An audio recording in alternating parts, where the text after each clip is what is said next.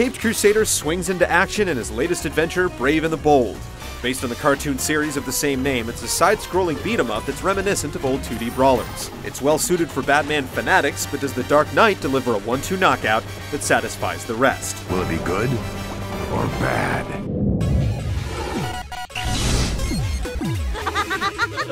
Anyone that doesn't want to get clobbered should clear out now. Brave and the Bold is broken down into 4 chapters, with each structured just like an episode from the show. The plots aren't interwoven, each is a self-contained story that has as much appeal as your average Saturday morning cartoon. It nails the tone of the show perfectly, from the campy atmosphere to the cheesy puns. The only thing you'll be lapping up is a hot bowl of justice, Catman. The exposition can get a bit too chatty though, and given most of it happens during the action, it gets annoying at times. Oh, you have to admit though, this totally seems like a level in some video game. Still, when it's spot on, the writing delivers on the laughs. Batman! Always Batman! And Robin.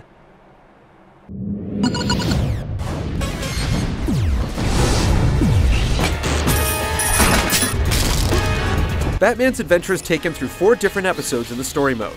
Each contains several levels packed with evil henchmen, hazardous traps, and plenty of power-ups and hidden treasures. A majority of the action involves delivering a fistful of justice to enemies in order to advance, but you'll encounter some light platforming and the occasional puzzle. Unlike his traditional MO, Batman doesn't work alone. One of 4 different partners will team up with you to take on crime via 2-player co-op or as an AI-controlled ally.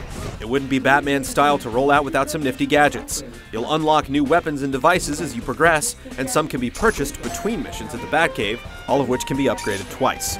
Secondary weapons will aid you not only in combat, but in finding shortcuts and other hidden paths.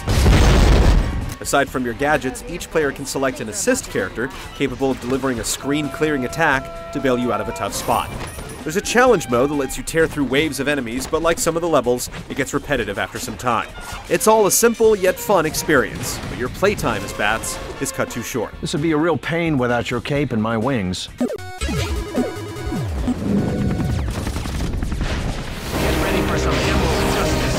Though this style of game begs for a traditional control scheme, Brave and the Bold incorporates motion controls and requires the use of the Wii Remote and Nunchuck setup.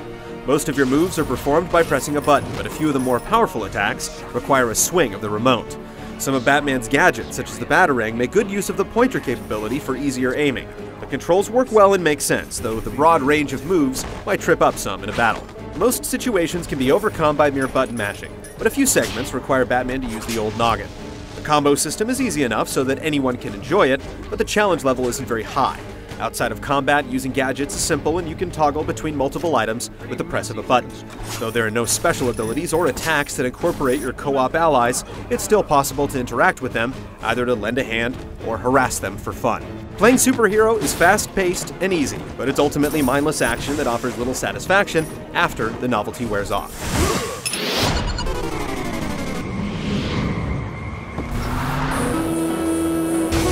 Brave and the Bold sports a retro look that isn't pushing any limits, but succeeds in emulating the look and feel of the show.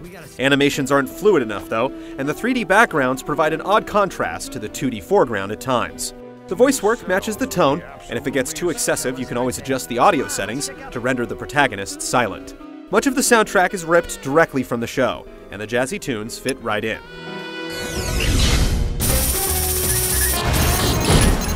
Brave and the Bold is a classic 2D brawler that's easy to pick up and enjoy, and it doesn't take itself seriously, with plenty of self-parody to go around. The adventure is over too soon, but if you've got a soft spot for this lighter version of the Dark Knight, don't let that stop you from suiting up.